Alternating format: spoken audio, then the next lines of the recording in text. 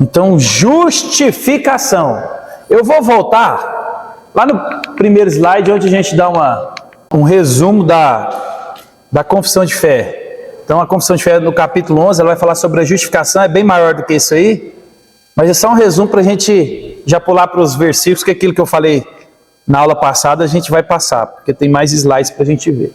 Então, justificação, meus irmãos, aqueles a quem Deus chama, Ele também justifica gratuitamente, perdoando nossos pecados, aceitando-nos e contando-nos como justos.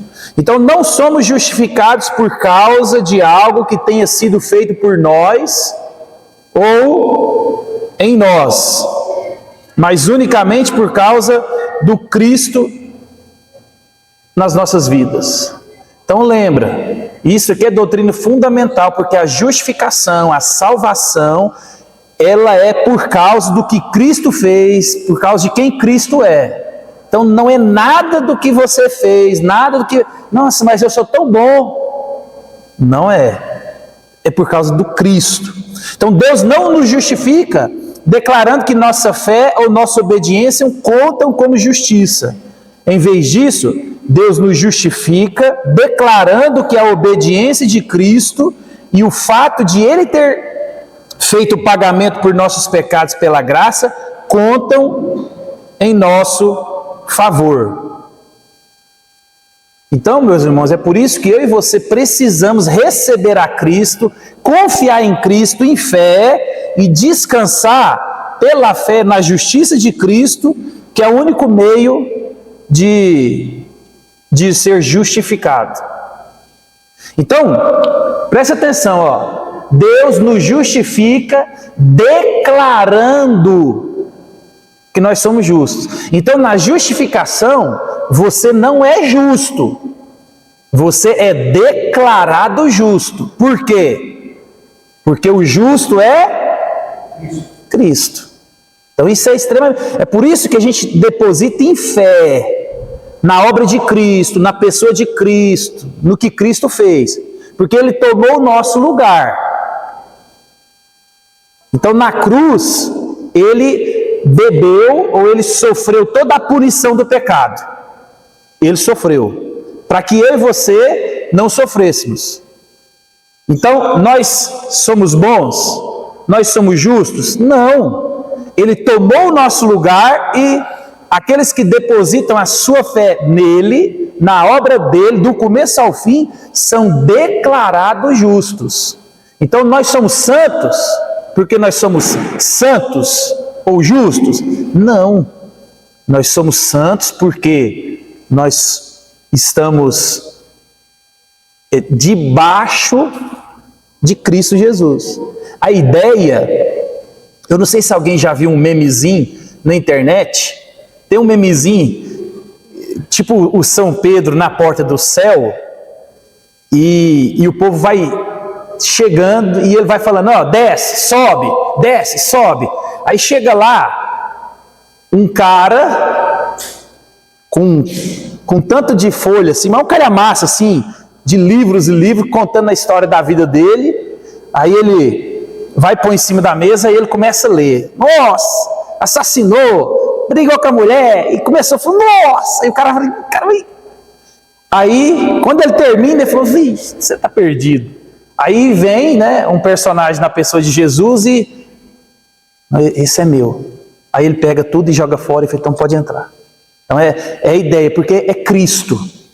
É por isso que às vezes as pessoas não entendem essa questão de, nossa, mas a pessoa é tão mal, tão ruim, converteu e agora vai para o céu. Vai! Por quê? Porque é por causa de Cristo. Simples assim. Simples assim. É por isso que, se você não crê em Cristo, não professar Cristo, não viver a Cristo, ó, lembra, e é o Cristo da Bíblia. Não é o Jesus do muçulmano, porque lá eles têm o Jesus. Não é o Jesus do Espiritismo, que lá eles têm o Jesus. Não é o Jesus do Testemunho de Jeová, lá eles têm o Jesus. Não é o Jesus da história, é o Jesus da Bíblia. Porque as pessoas tendem a misturar o Jesus.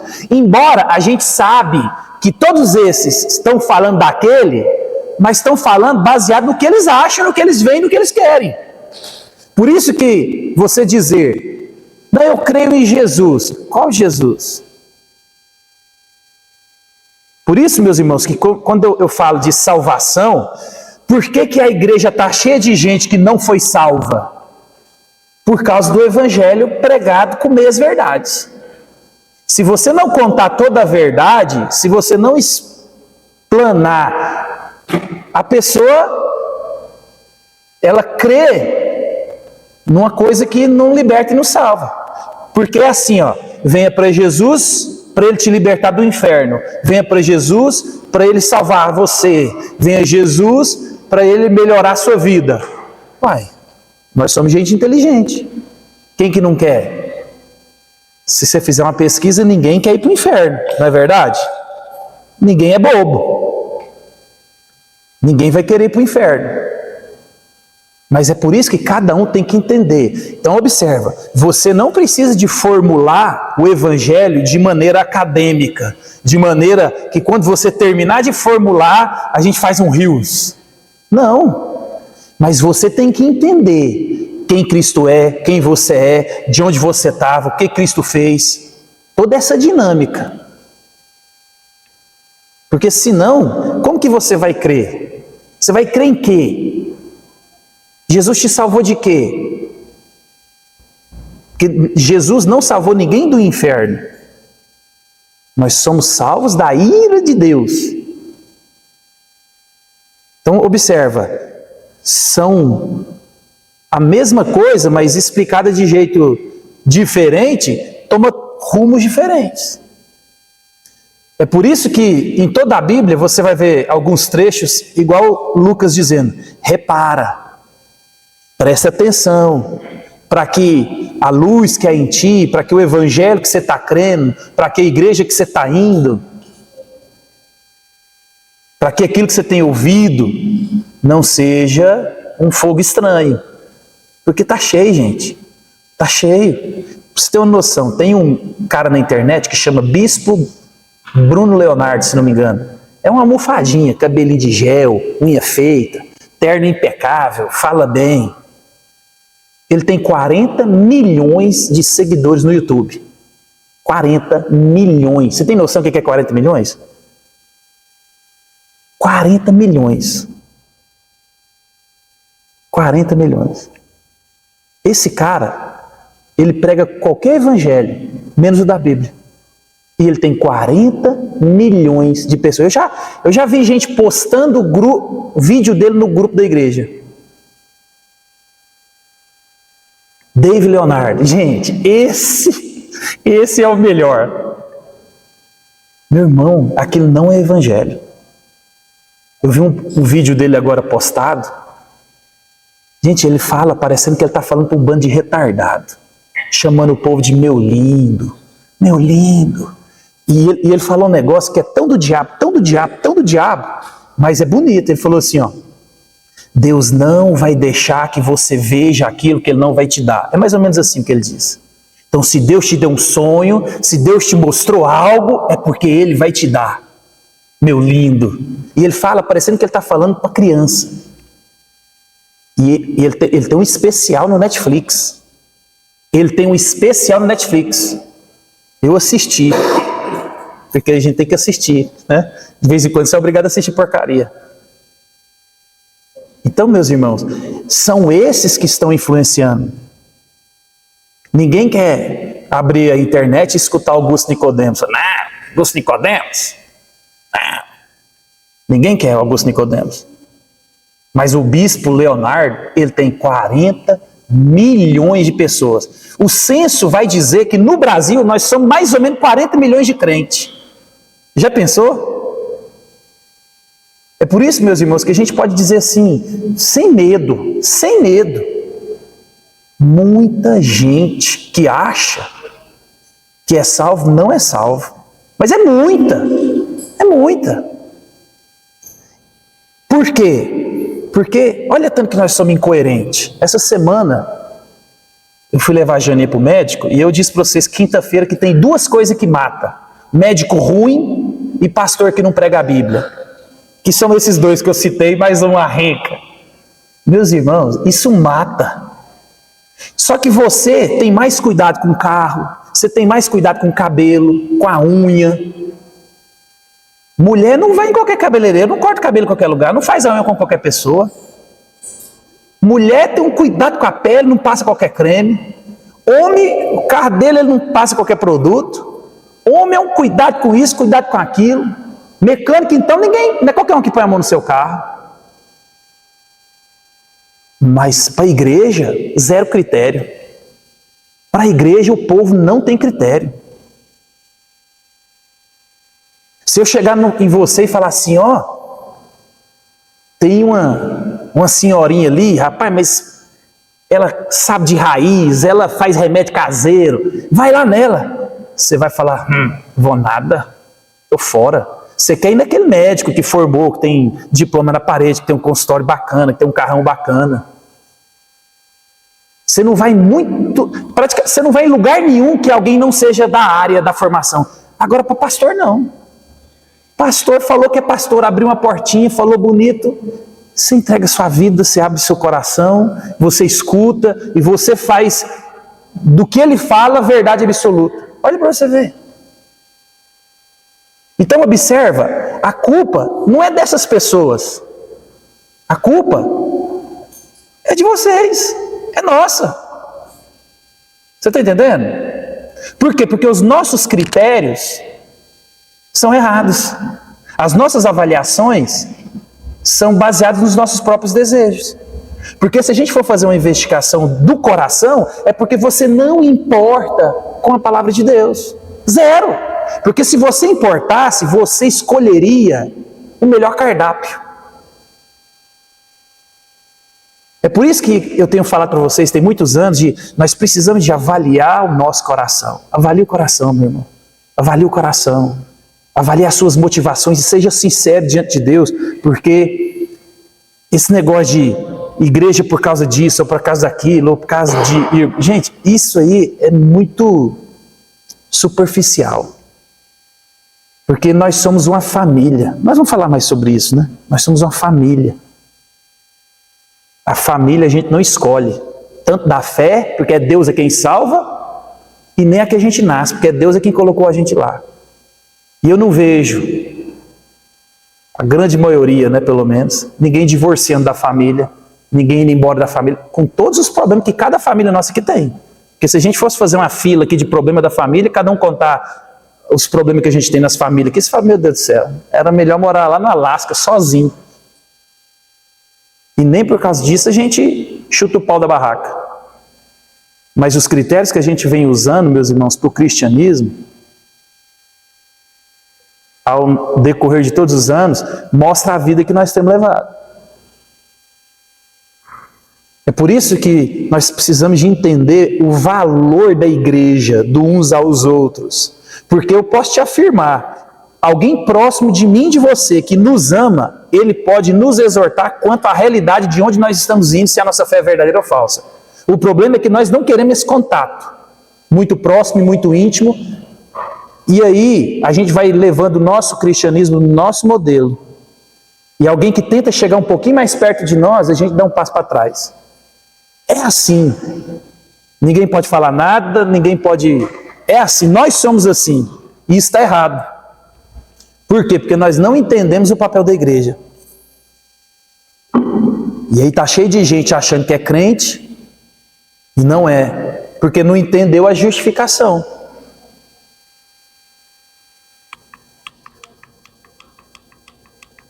Então esses textos aqui vai mostrar para nós essa gratidão e a evidência do que Cristo faz. É a obra de Cristo. Não é nada de você nem por você. Cristo nos amou sendo nós ainda pecadores. Lembra disso. Porque nós sempre gostamos de amar quem ama a gente, gostar de quem gosta da gente, tratar bem quem trata a gente bem. Essa é a regra que a gente usa. Por isso que a gente aprendeu hoje, né? Não julgueis, para que não sejais julgados. Hipócrita, tira primeiro a trave do seu olho, para tirar o cisco do olho. Eu achei esse versículo bom demais, porque ele poderia falar assim, tira o cisquinho do seu olho, para tirar a trave do outro. Não, é você que está com a trave. Entendeu? Porque quem julga, geralmente, quem julga, ele está mais cego do que aquele que está sendo julgado. Por isso que nós precisamos, meus irmãos, de entender que tudo é Cristo. O Evangelho é cristocêntrico. Então olha aqui que Romanos 5, 1, 2 vai dizer. Justificados, lembra? A nossa doutrina é justificação. Então ele está dizendo, ó, justificados, pois, mediante a fé, temos paz com Deus por meio de nosso Senhor Jesus Cristo. Então lembra, lá no Éden, nós entramos em rebelião contra Deus. O homem vivia no relacionamento íntimo, até que ele pecou, ele desobedeceu. Ele foi expulso da presença de Deus. Ele perdeu comunhão com Deus. Ele morreu espiritualmente. Aí ele está dizendo assim, ó, mas mediante a fé, temos paz com Deus. Lembra, Cristo é o príncipe da paz. Por quê? Ele é quem veio restaurar a paz aonde havia guerra, onde havia rebelião, aonde havia distanciamento. Por isso que é Cristo. É Cristo. Não é nada. É só Cristo. Então, por intermédio de quem obtivemos igualmente acesso. Pela fé. Então, qual que é o veículo da justificação? A fé. A esta graça na qual estamos firmes e gloriamo-nos na esperança da glória de Deus. Então Efésios 2:8. Fomos salvos mediante a fé. Está vendo? A fé aqui de novo. Isso não vem de vós, é dom de Deus. Então observa que no aspecto salvífico você não tem nada. Nada. Até a fé Deus te dá. Porque o estado que nós nos encontramos, meus irmãos, separados de Deus, é isso, morte espiritual. Morte. O morto espiritual, ele não quer Deus, ele não olha para Deus. Por isso que às vezes a gente conhece pessoas que e pessoas que vivem dentro das nossas casas, pessoas que vivem tão perto de nós, às vezes ouve até o evangelho, às vezes frequenta a igreja, mas entra aqui, sai aqui, entra antes, sai antes. Por quê? Está morto. Morto é morto. Morto é morto. Romanos 5,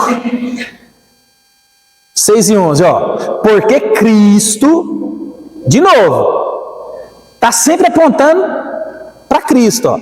Porque Cristo, quando nós ainda éramos fracos, morreu a seu tempo pelos ímpios. Dificilmente alguém morreria por um justo, pois poderá ser que pelo bom alguém se anime a morrer. Mas Deus prova o seu próprio amor para conosco pelo fato de ter Cristo morrido por nós, sendo nós ainda pecadores. Logo, muito mais agora, sendo justificados pelo seu sangue, seremos por ele salvos da ira. Então, você está vendo que as doutrinas estão tudo aí entrelaçadas? A gente está sendo salvo de quê? Da ira de Deus. Então quem não quer ir para o inferno, vem para Jesus. Não! O inferno é só onde você vai passar o resto da eternidade. Com a presença de quem lá? Organizando o inferno? Quem? Não. A ira de Deus eternamente que está lá. Quem manda no inferno é Deus. Entendeu? O inferno é um lugar terrível, não é porque o diabo vai ficar te atormentando. Ele não é chefe do inferno. O inferno é terrível porque é o próprio Deus. A ira dele eternamente vai estar lá. Enquanto uns desfrutam eternamente da presença amorosa, graciosa de Deus, o outro grupo vai viver eternamente na presença da ira de Deus. Isso é terrível. Porque a imagem que a gente tem é de um demônio-chefe, os seus demôniozinhos, eles comandam o inferno. Espeta um, põe fogo no outro. Não, meu irmão, isso aí é coisa de menino. Menino que pensa isso. Menino que pensa isso. Porque se nós, quando inimigos, olha, as doutrinas estão aí, ó, você vê que por isso que Romanos, ele é o texto mais teológico, mais encorpado. Porque se nós, quando inimigos, fomos reconciliados com Deus mediante a morte do seu Filho, muito mais, estando já reconciliados, seremos salvos pela sua vida. Então, observa eu não mudei. Por isso vocês não estão acompanhando. Então, observa que as palavras que ele vai usando aqui, está tudo entrelaçado na dinâmica da doutrina.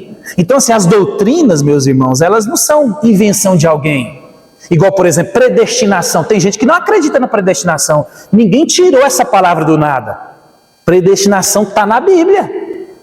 É uma doutrina bíblica, não é uma doutrina assim, alguém inventou, os calvinistas. Não. Então, justificação está na Bíblia. Está na Bíblia. Aí, ó, porque se fomos reconciliados, e não apenas isso, mas também nos gloriamos em Deus por nosso Senhor Jesus Cristo, por intermédio de quem recebemos agora a reconciliação. Então, observa, tudo aponta para Cristo.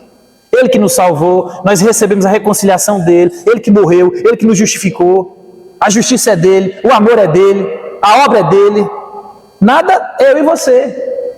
É por isso que Paulo vai dizer para os coríntios: porque decidi nada saber entre vós, senão a Jesus Cristo e este crucificado. Por isso, meus irmãos, que nós temos que ter critério. Não ouça qualquer um. Tem muita gente boa na internet. Eu estava lendo até um artigo ontem, que ela é americana, eu acho.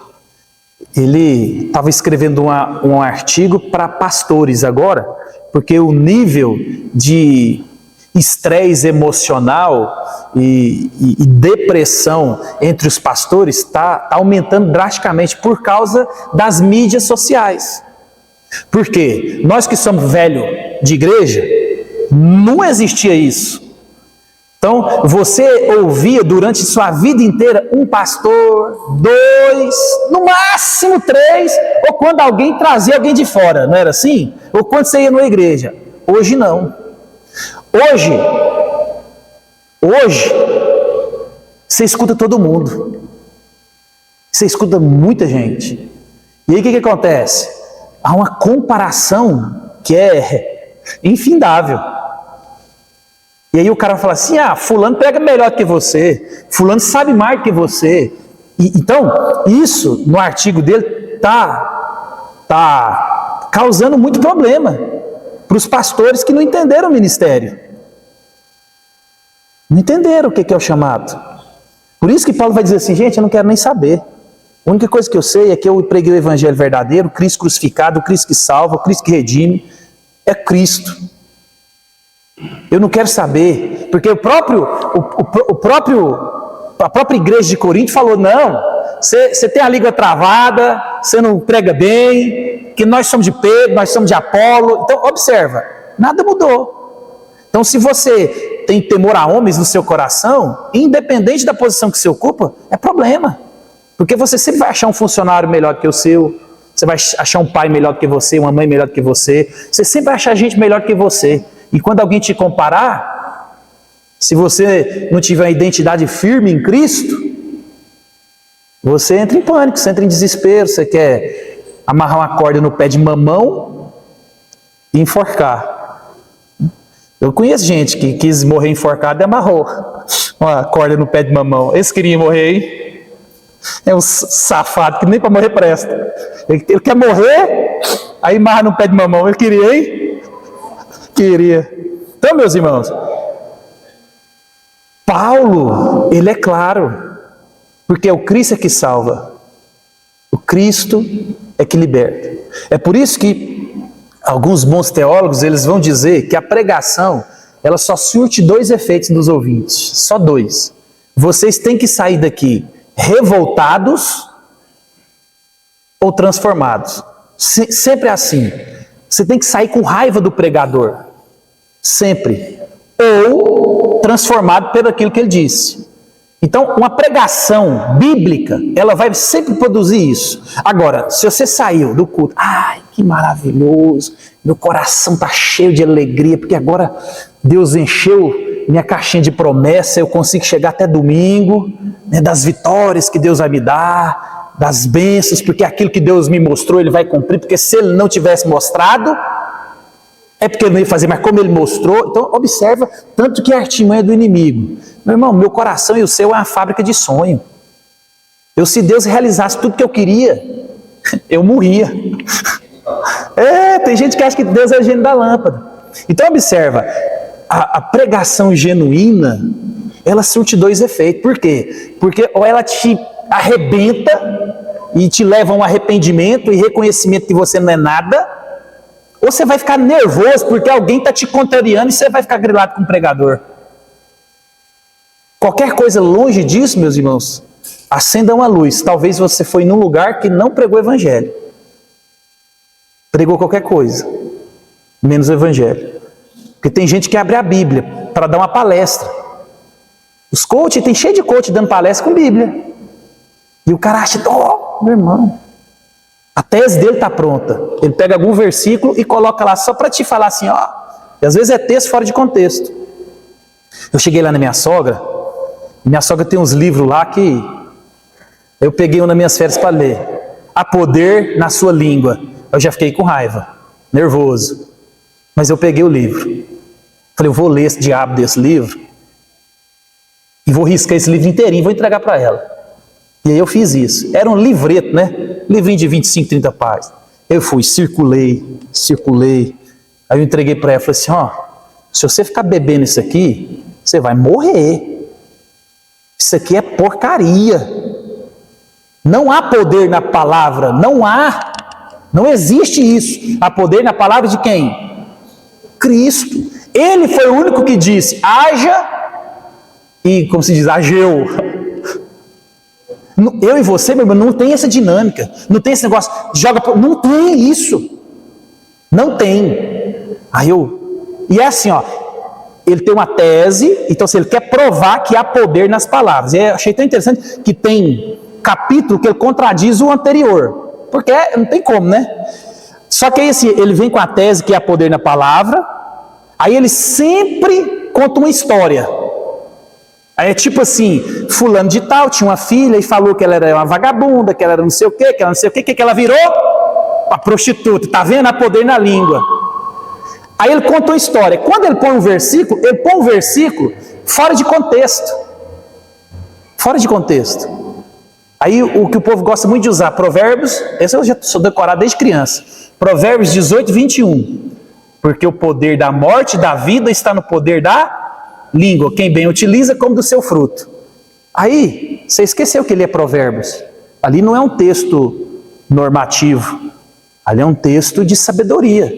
Então ele está querendo dizer, a língua, aí você pega toda a teologia bíblica, a língua, ela só evidencia o que está no coração.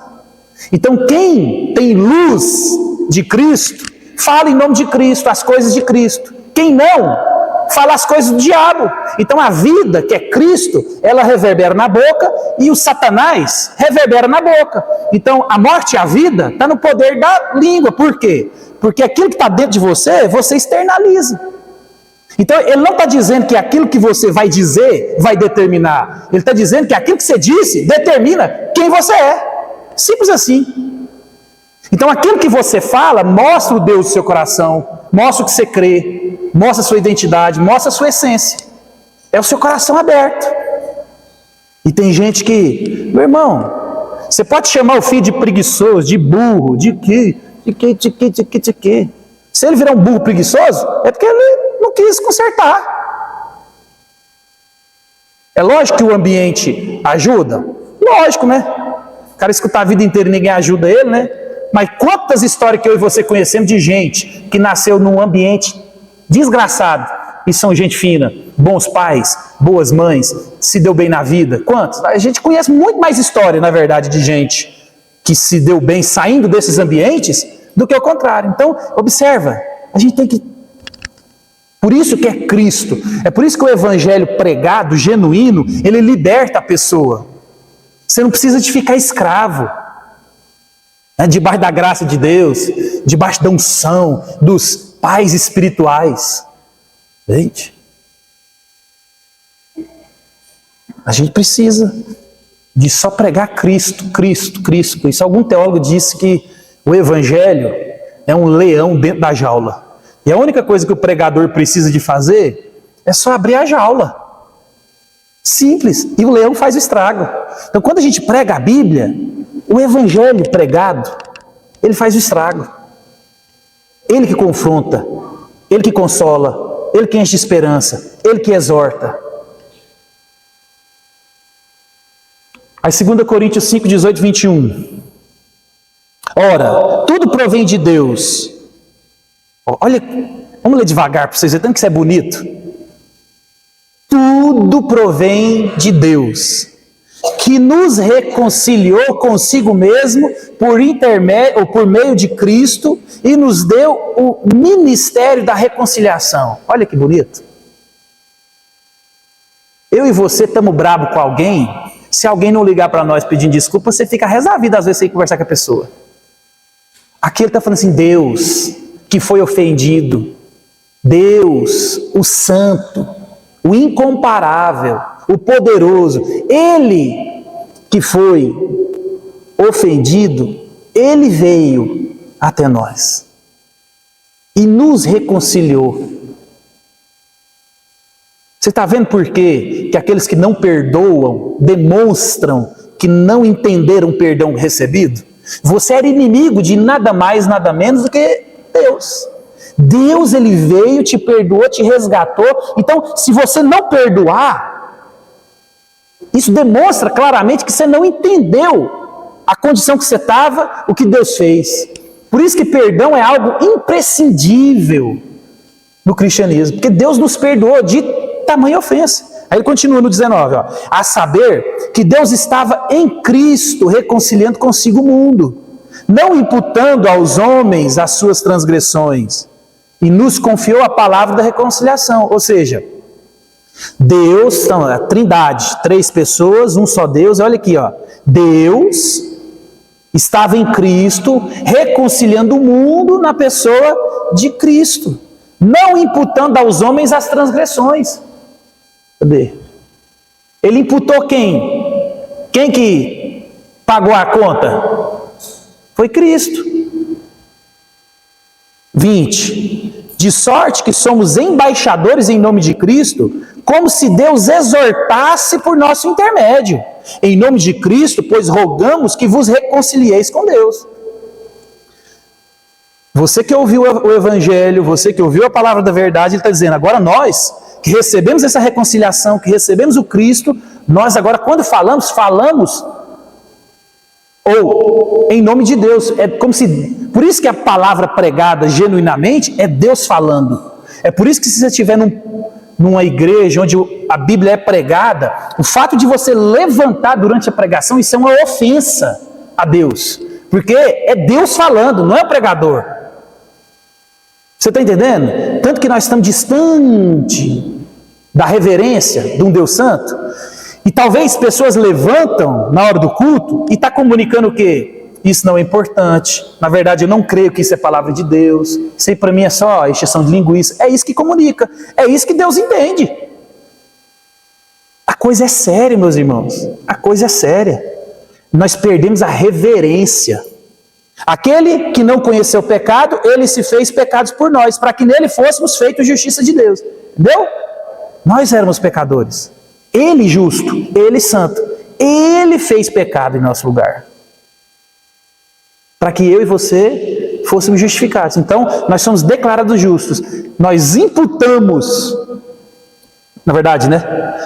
Nós entregamos o nosso pecado e ele nos abençoa com a sua justiça. Gálatas 2,16. Sabendo, contudo, que o homem não é justificado por obras da lei. Lembra, o que é obras da lei aqui? Obras da lei é matar o animal, dar o dízimo, cumprir todo o ritual litúrgico da lei, ajudar os pobres, cuidar das viúvas, aquele negócio todo. Então, ninguém é salvo por isso. Nós fazemos isso? Claro. porque é uma ordenança de Deus, mas a motivação é a glória de Deus, porque Deus nos tirou de onde tirou. Então tudo que nós fazemos é uma resposta amorosa, voluntária, em amor por aquilo que nós recebemos. E ele está dizendo aqui, ninguém é justificado por obras da lei. Então, por isso que lá Jesus vai dizer assim, nem todo que me diz Senhor, Senhor, será salvo. Olha tanto que isso é pesado. Ele está falando isso para a igreja, para nós. Não tem como você chegar lá no mundo e você ver gente... não existe isso. Ah, Senhor, eu falava no teu nome, Senhor, eu expeli demônio, eu fiz milagre. Agora você imagina. O Senhor vai olhar e falar, não vos conheço. Não vos conheço. Zero possibilidade de eu te conhecer. Na minha lista aqui, não consta você. Isso é sério. Gálatas 6,14, que esse é o texto que eu mais gosto. Mas longe esteja de mim gloriar-me, senão na cruz de nosso Senhor Jesus Cristo, pela qual o mundo está crucificado para mim e eu para o mundo. Meus irmãos, quando nós entendemos a centralidade da cruz de Cristo, essa é a declaração que voluntariamente e espontaneamente sai do nosso coração. Eu entendi a cruz. O mundo agora não tem prazer para mim. Eu morri para o mundo. E o mundo morreu para mim. Os meus olhos agora contemplam a verdade de Deus, a graça de Deus, a misericórdia de Deus, a santidade de Deus, a vida de Deus. Então, aquilo que cativa o meu coração agora é viver uma vida santa, que agrada a esse Deus que na cruz fez isso tudo por mim. Então, meus irmãos, não existe uma teologia cristã que não tenha em seu núcleo uma compreensão clara da doutrina da justificação. E essa doutrina cria um grande ponto de diferenciação entre o cristianismo e todas as religiões.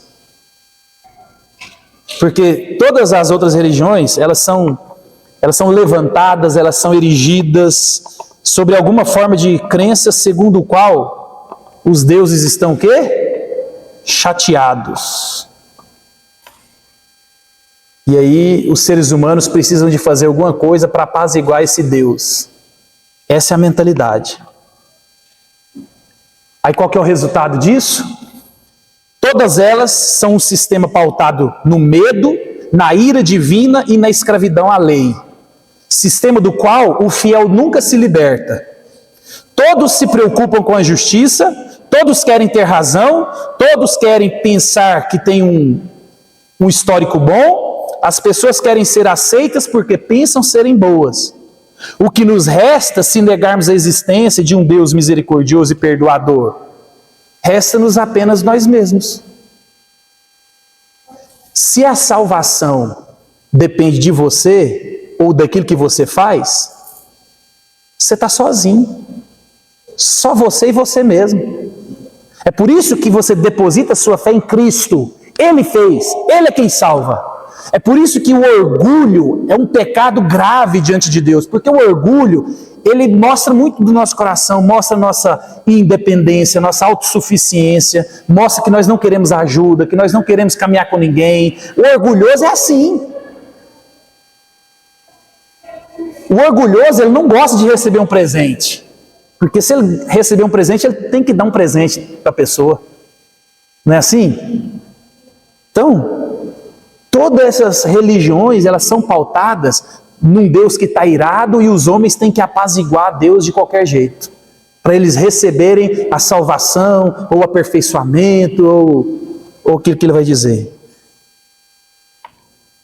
E se só resta você, nós não temos nada além de nossa sabedoria, força e bondade para confiar. Aí você só confia em você mesmo. Aí a sua bondade é boa, a sua força é grande, a sua sabedoria é a melhor.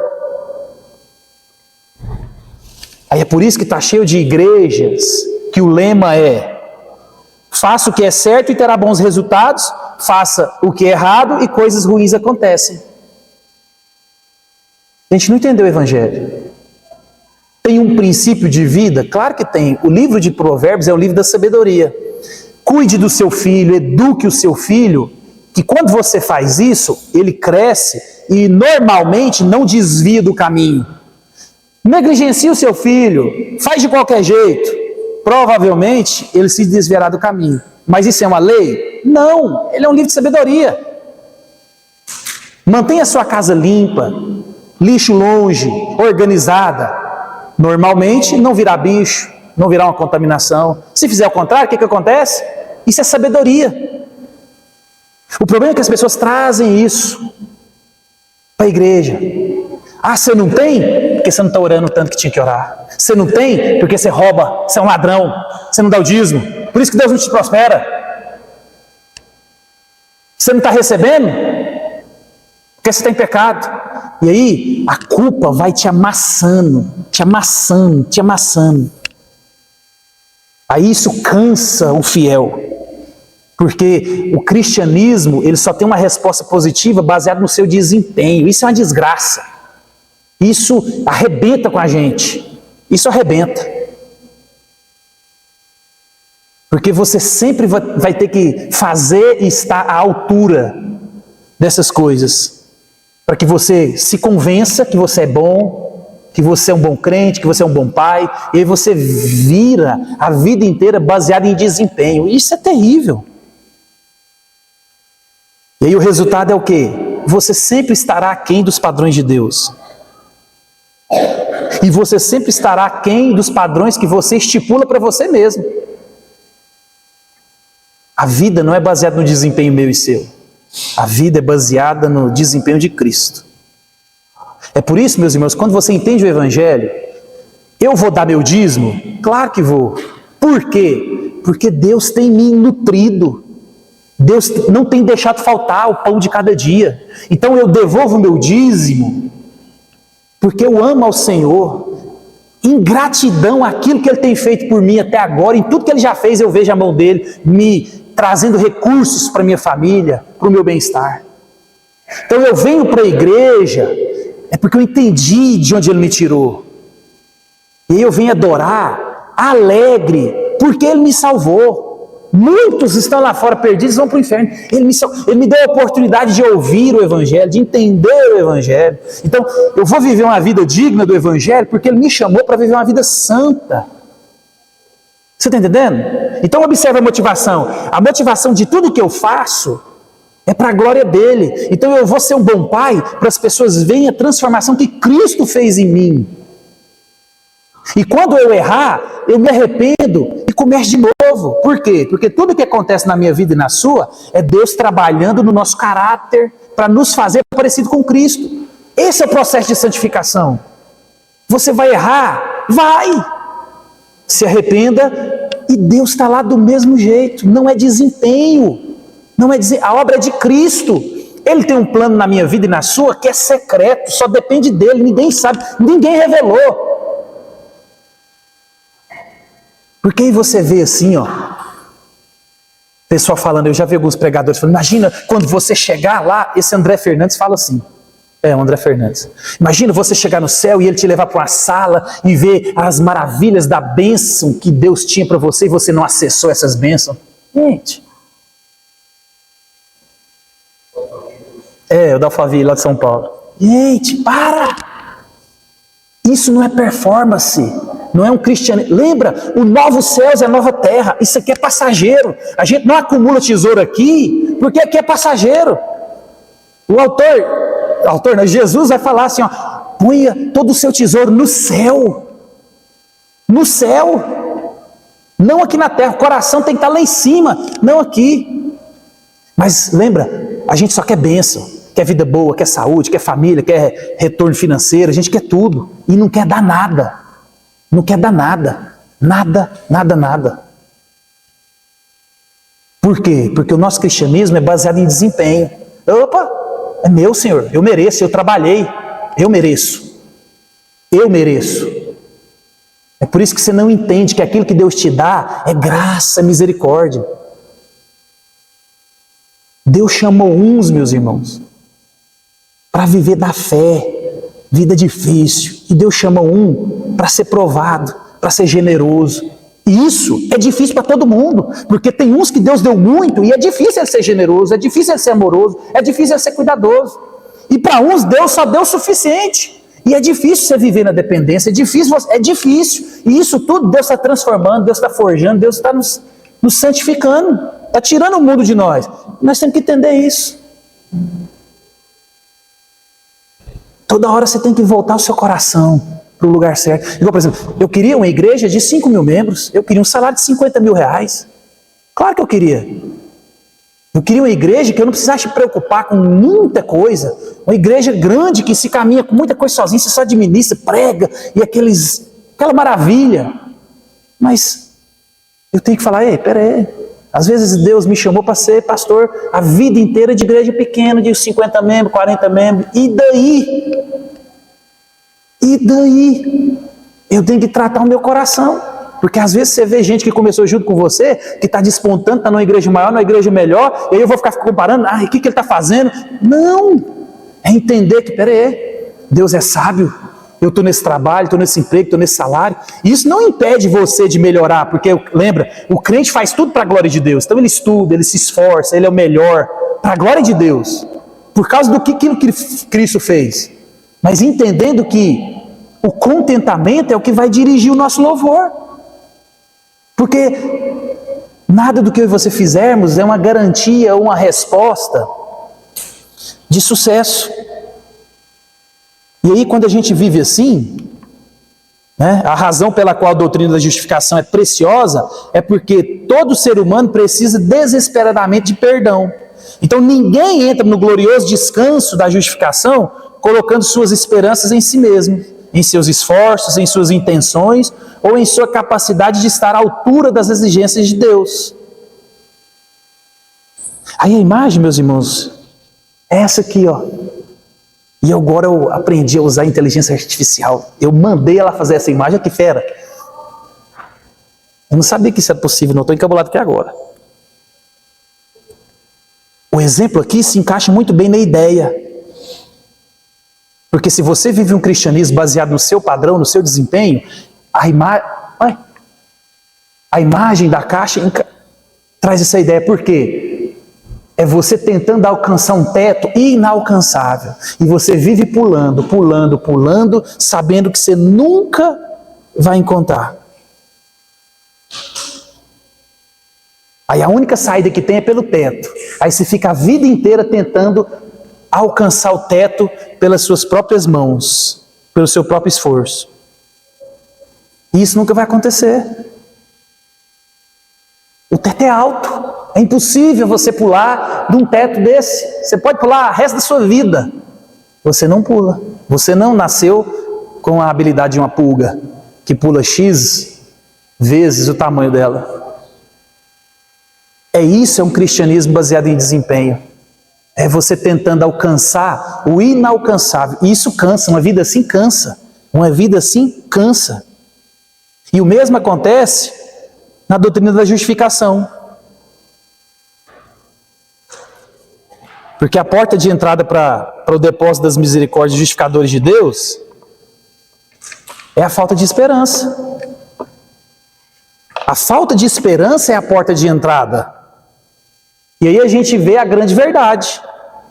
Quando se trata de ser aceito por Deus, a falta de esperança é a porta de entrada para a esperança. Você precisa abandonar a esperança em si mesma para caminhar na esperança da humildade e da confissão de Deus. E essa falta de esperança redentora conduz você ao Santo dos Santos, ao lugar onde Deus habita. Conduz você ao propiciatório, onde se encontra a esperança eterna, segura e inabalável.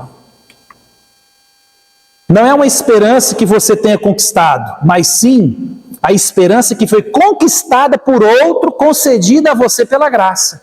Não haveria cristianismo se houvesse alguma maneira de um ser humano se reconciliar com Deus e permanecer justo diante dele com base em seu próprio desempenho. Se essa realidade fosse possível, o Evangelho seria uma mentira. Mas ele não é. Por quê, meus irmãos? Porque o Evangelho é a mensagem mais gloriosa já escrita e falada. Então, em sua vida justa e em sua morte substitutiva, Jesus tornou possível que fôssemos perdoados, aceitos e declarados justos. Então é em Cristo. Em Cristo. Em Cristo. Mas aqui há outras boas notícias. Nossa justificação não trata apenas da nossa posição legal diante de Deus. Trata também de uma nova identidade como filhos. Você agora não só ocupa uma posição diferente, é uma identidade diferente. Efésios 2 vai dizer que nós éramos filhos da ira. Nós pertencíamos a outra família, mas agora a nossa identidade é de filho.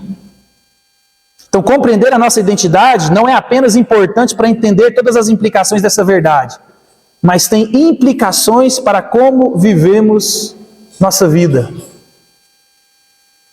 Se você não entendeu quem você é, você quer ver um exemplo que você conhece, que você já viveu, de alguém que não entendeu a graça, a misericórdia, o amor de Deus? Famílias onde pais precisam de ficar, tudo que dá para um tem que dar para o outro. Isso é uma desgraça na vida da família, isso é guerra atrás de guerra. As pessoas não entenderam o que é graça de Deus, porque Deus, Ele me salvou, Deus, Ele me deu, e me deu coisas que não deu para o outro, e deu coisas para o outro que não me deu. Então, se tratando de salvação, todo mundo tem essa salvação, mas Deus dá coisas, e a gente tem que descansar nisso, porque eu sou filho amado do mesmo jeito salvo. Só que quando a gente vai transportar isso para a realidade vivida, se alguém entendeu o Evangelho, você não tem preocupação ou se importa quando o seu pai dá 100 para um e 10 para o outro, ou dá 10 para um e não dá nada para o outro.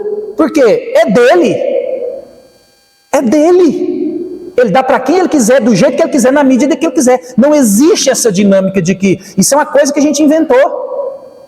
Não, porque o pai tem que dar tudo igual. Não é assim. Não é assim. Então a nossa nova identidade, meus irmãos, ela pode ser resumida em duas palavras mais importantes do vocabulário redentor da Bíblia, que a gente vê constantemente. Então lembra, agora você tem uma identidade nova, você está em Cristo. Então é impossível fazer justiça bíblica à verdade que estamos considerando sem falar sobre nossa união com Cristo. Estamos, pela graça, unidos a Cristo. Paulo usa essa expressão em Cristo 39 vezes no Novo Testamento. Olha, por isso que a gente precisa de meditar nas Escrituras. Em Cristo, eu estou em Cristo. Efésios 1,4 diz, Deus nos escolheu nele. Então Deus olhou para Cristo e nos escolheu. Ele que salvou, Ele que fez, é Ele. Nós estamos agora em quem? No Cristo que salva. E essa verdade, ela liberta, porque ela é incrível. Não é nós, pela nossa esperteza, que encontramos a Cristo e nos unimos a Ele. Não, não foi você que encontrou a Cristo. Cristo nunca esteve perdido. O dia que eu encontrei a Cristo. Não. Cristo te encontrou, você era o perdido. Você era o desgarrado. Ele não. Ele é quem veio. É Ele que abriu o caminho. E isso muda tudo. Foi Deus quem nos colocou em Cristo. É uma decisão exclusiva de Deus. Deus fez isso. Isso é maravilhoso. Então, todas as graças do Evangelho fluem porque estamos em Cristo. Então lembra, você agora é filho. E tudo que você recebe é por causa de Cristo. Então todas as bênçãos celestiais nós temos em Cristo, por causa de Cristo. Então nós somos justificados porque nós estamos em quem? Cristo. Porque a justiça é dele. Nós estamos sendo santificados por quê? Porque estamos em Cristo. Nós somos amados como filhos adotivos por quê? Estamos em Cristo. Nós somos perdoados por quê? Estamos em Cristo. Temos todas as necessidades supridas por quê? Estamos em Cristo. Somos objetos do amor do Pai por quê? Estamos em Cristo. Nós temos esperança porque estamos em Cristo, meus irmãos. Então, a união com Cristo é a fonte da qual fluem todas as bênçãos espirituais do cristão. Então, arrependimento e fé, perdão, justificação, adoção, santificação, perseverança. Meu irmão, a doutrina da perseverança ela é linda. Você vai chegar lá não é porque você é bom não. Você vai chegar lá porque aquele que começou a boa obra há de completá-la. Aquele que te chamou, que te resgatou, que te santificou, Ele que te glorifica. Deus é quem faz. Você não está sozinho nesse processo. E por causa da nossa união com Cristo, nós temos um novo potencial. E uma das passagens mais encorajadoras do Novo Testamento é Gálatas 2:20. Logo, já não sou eu quem vive, mas Cristo vive em mim. Olha que versículo bonito. Olha, vamos aqui, ó. Logo, vamos falar todo mundo. Vai lá, 1, 2 e... Logo, já não sou eu quem vive, mas Cristo vive em mim. E esse viver que agora tenho na carne, vivo pela fé no Filho de Deus, que me amou e a si mesmo se entregou por mim. Olha, que lindo isso aqui. Olha, 3 elementos que ele mostra para nós nessa passagem que são maravilhosos. O primeiro elemento é o fato histórico do Evangelho. Fui crucificado com Cristo. Estamos unidos a Cristo em sua morte e ressurreição. Isso significa que quando Cristo morreu e ressuscitou, nós morremos e ressuscitamos para uma nova vida. Jesus não morreu para possibilitar nossa salvação. Ele levou os nomes daqueles que iriam de fato ter sido salvos por Ele. O preço que Ele pagou pelos pecados foi um preço que nós pagamos por estarmos unidos a Ele. É por isso que a nossa representação do batismo é: você morreu e ressuscitou. É por isso que o batismo é coisa séria. Você não batiza de qualquer jeito. Você não pode chegar aqui, eu quero ser batizado. Não. Você tem que entender que agora você está unido a Cristo. Não é você quem vive, mas Cristo vive em mim. E esse viver que agora vivo, não vivo na carne, nos meus desejos, nas minhas vontades. Vivo pela fé. É a palavra que me guia, é a palavra que me sustenta. Você está entendendo a diferença? Então a declaração é muito séria. A declaração é muito séria. Então qual que é o segundo elemento? A realidade do Evangelho presente. Não sou eu quem vivo, mas Cristo vive em mim. Olha, aqui a gente vê aquela realidade, né, do já e do ainda não, da volta para casa. Nós já somos salvos, já fomos glorificados, mas ainda não de maneira completa. Então estamos nesse processo, mas a obra vai ser completa. Paulo está apontando para nós que nossa união com Cristo acende em nós novos pensamentos, desejos e ações. Não, vou ler de novo aqui, né? Paulo está apontando para nós que nossa união com Cristo acende em nós novos pensamentos, desejos e ações que não são nossos, mas de Cristo. É por isso que o habite ricamente em vós a palavra da verdade.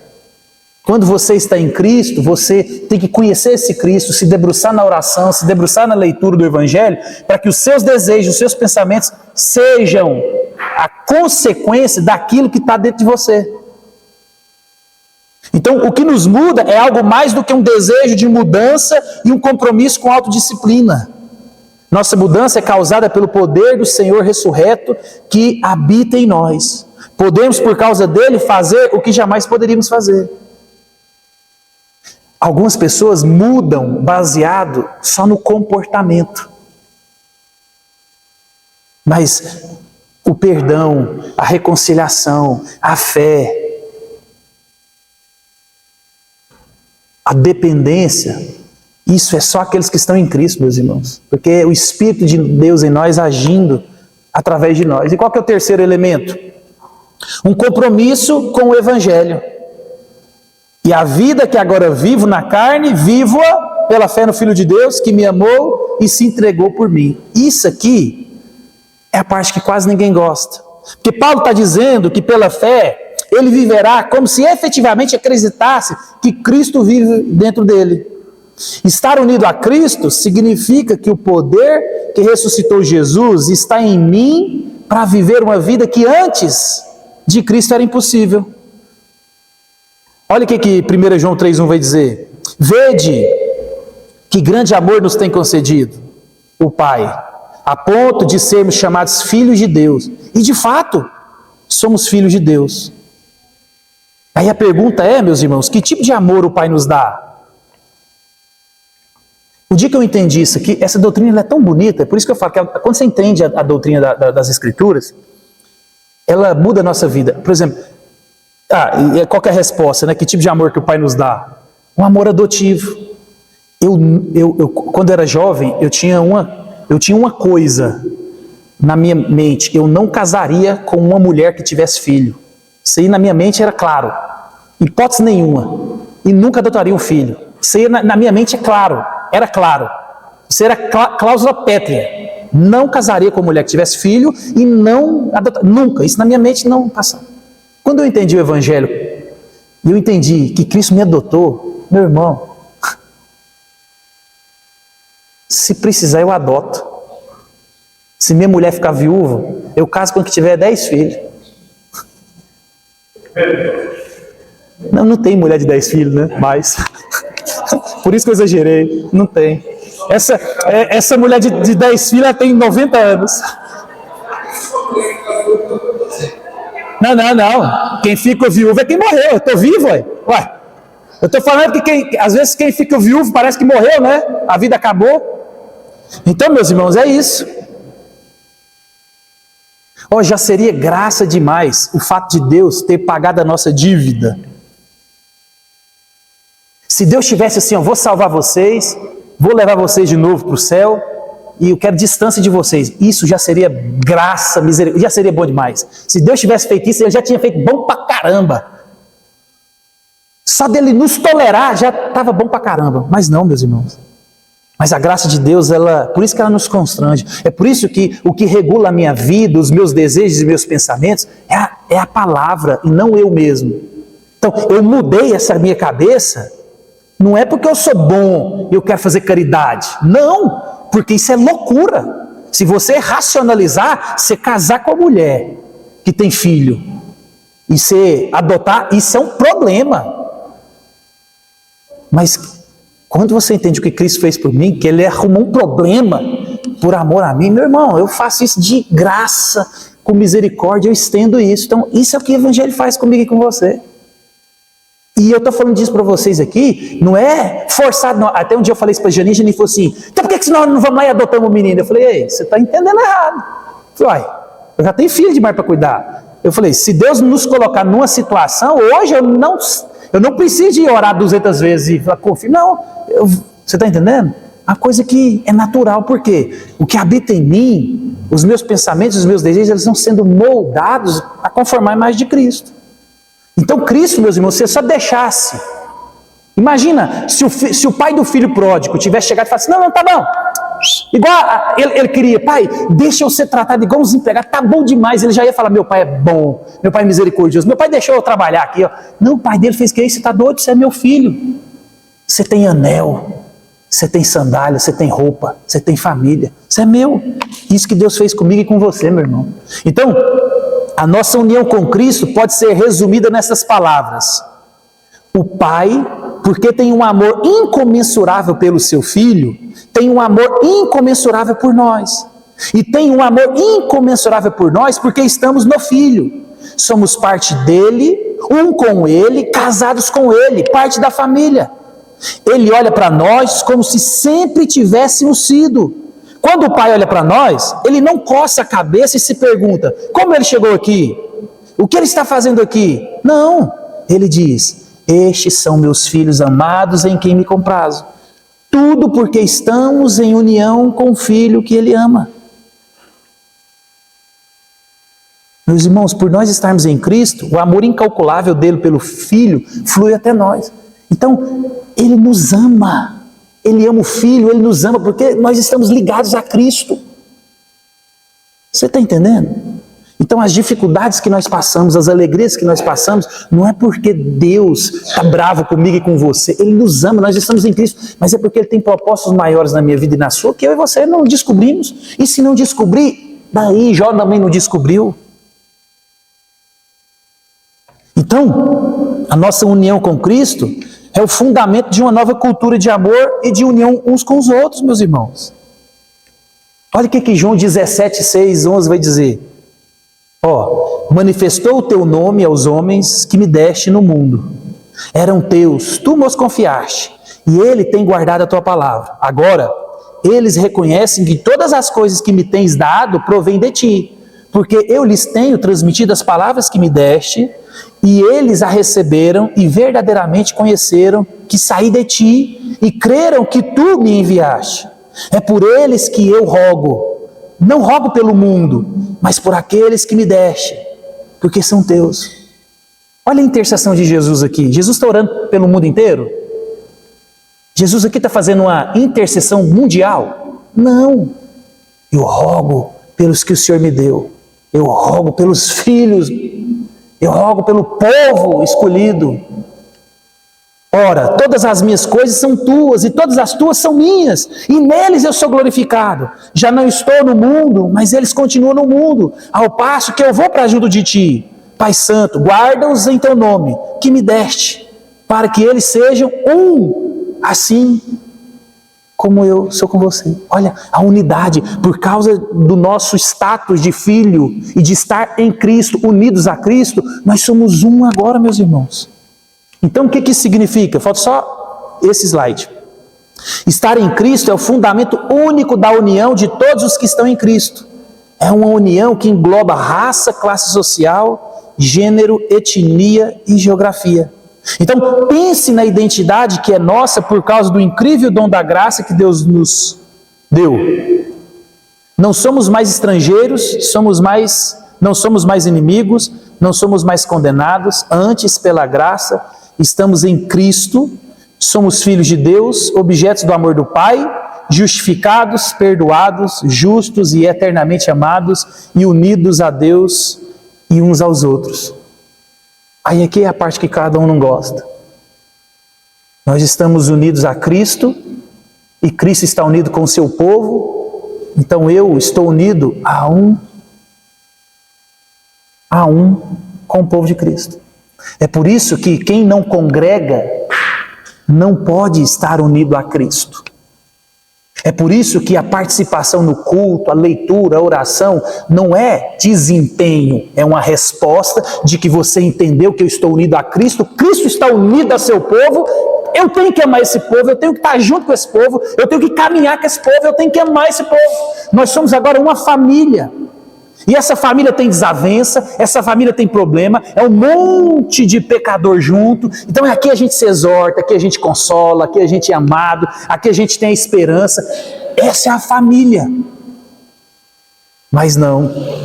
Então observa, quando a doutrina não transforma a nossa vida, é porque você não entendeu a doutrina. Então não tem como você amar a Jesus, dizer que estar ligado a Jesus e não estar unido a Cristo. Meu irmão, você precisa de pedir para Deus, Senhor, eu preciso amar o seu povo, amar a sua igreja, amar a reunião. Você está entendendo? A gente precisa de amar churrasco, refeição junto, brincadeira. Gente, isso é a identidade do crente. Se você não gosta disso, você precisa pedir perdão a Deus e começar a trabalhar nisso. Isso é estar unido a Cristo. Isso é estar unido a Cristo. Igreja e Cristo é um corpo, Ele é o cabeça. Então lembra, não vivo na carne. Não vivo através dos meus desejos e pensamentos. Agora quem vive em mim é Cristo. Então Cristo amou, se entregou. Eu amo, me entrego. Por isso que eu perdoo, por isso que eu estou junto. A gente vai se machucar? Claro que vai. Não existe igreja perfeita, é uma comunidade de pecador, meu amigo. Mas nós temos um Cristo que infundiu em nós o Espírito, que nós perdoamos, nós restauramos, nós consolamos, nós exortamos, e nós continuamos caminhando. É por isso que o problema da igreja, meu irmão, não está na igreja em si, está em alguns que é a maçã podre, que contamina mesmo. Porque lembra, essa união, esse amor, não é natural meu e seu. Nós somos egoístas. Nós queremos ir para um culto, cumprir o protocolo e ir embora. E a nossa consciência nos nos apazigua. Mas não é isso que Deus espera de nós. É uma reunião, é uma comunhão, é um viver. Vocês compreendem isso? Família. Família. Então lembra, justificação. Só Cristo é o caminho. Estávamos do lado de cá do abismo. Então, se você olhar para a cruz de Cristo, depositar a sua fé em Cristo Jesus, que Ele morreu, ressuscitou e recebeu a ira de Deus pela nossa ofensa dos pecados, e você descansar nele, você é salvo. Essa foi a imagem que a inteligência me deu. Não era do jeitinho que eu pedi para ela não, mas ela é desobediente também, se tratando de coisas. Mas o fato, meu irmão, justificação, doutrina maravilhosa.